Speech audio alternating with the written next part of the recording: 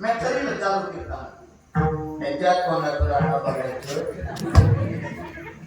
पण मन इतकी करे जो बघायचं नाही ते करायचं नाही ते जर ठरविलं एक केल्याशिवाय माणूस राहत ठरविलं त्याच्याकडे बघायचं नाही पण मुळे पुन्हा त्याच्याकडं कसं तरी कीर्तन करी लागले कीर्तन संपल्यानंतर जय शास्त्र सांगते ना भूतेव लक्षणं शास्त्र सांगते गुरुजनम प्रथम मुनी त्याच्या पाया पडलो त्याच्या पाया पडलो आणि त्याच्या पाया पडलं त्यांना म्हणलं जय हरी म्हणजे जय म्हणलं तब्येत बरोबर आहे का म्हणलं हो म्हणलं कीर्तन आवडलं नाही वाटत म्हणले नाही योग नंबर झालं म्हणजे कीर्तन मग मला असं तोंड पाडून कोण कीर्तनात बसला होता तुला मला देवीचा उपास नव्हती सर म्हणलं धरून तू उपास धरायचा सुद्धा नाही महाराजाला तो थोडा उभा देवी खावा बघायचे फ्रेश बसलं फ्रेश कशाने होत आहे का चेहरा प्रसन्न करण्याकरता देवाचं नाव करावे होते ज्याच्या जीवनामध्ये नावाची शक्ती देवाच्या ठासून भरलेली आज बी अशी काही संप्रदायाची माणसं आहेत जाळ दिला तरी जाळणीमध्ये शांती ब्रह्मगुरुवर पावनकर पहा नामाची साधना नामाचं तेज मोठ्या माऊलींकडे बघा जा कधीतरी आज एवढं वय झाले नाम साधना कधी चुकत नाही ज्ञानोबायांची साधना कधी चुकत नाही साधनेचं फळ आज एवढं बाबांचं वय झाले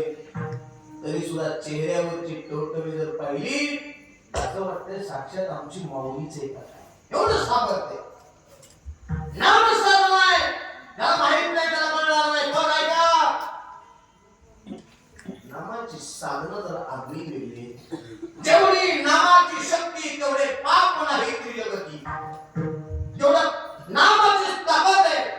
तेवढं पाप या जगात दुसरं कोणतंच नाही सगळ्यात पापाचा नायनाट करण्याची ताकद म्हणजे देवाच्या भजनात आहे कर देवाचं भजन देवाचं भजन केलं की पाप जाईल देवाचं भजन केलं की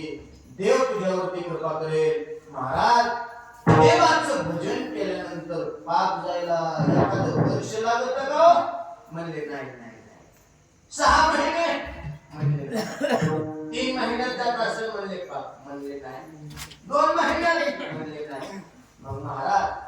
तुम्ही सांगा देवाचं नाव घेतल्यानंतर पाप जायला किती वेळ लागतो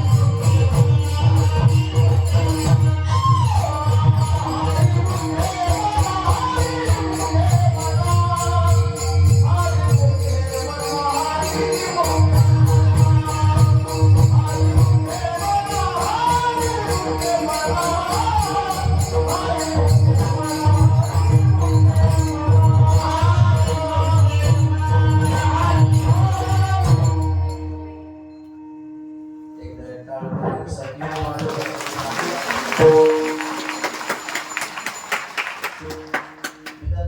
नाही ना करता येत भजन, तुम्हाला नाही असं म्हणता येत, टाळ वाजत आहेत, मृदंग वाजत आहेत, ज्याला येते त्याचं कौतुक करायला काय अडचण माय काय अडचण आहे. माना हलवा मला कळून तुम्ही जिथे घरला जागे म्हणून काय अडचण आहे हो. आपल्याला येत नाही, म्हणजे आपल्याला येत नाही ते जर दुसऱ्याला येत असेल त्याचं वर्णन करायला काय अडचण आहे का? काही अडचण नाही. आपण म्हणायला करायला तुम्हाला भले येत नाही पण तुमचं शेजारी लय भारी म्हणतो, लय आवाज तुमचे शेजारी तू काय म्हणतो माहिती असं जेवढं तू हुकूम करवी तुला येत नाही तू चांगलं तर बघ ना. आता ही वाट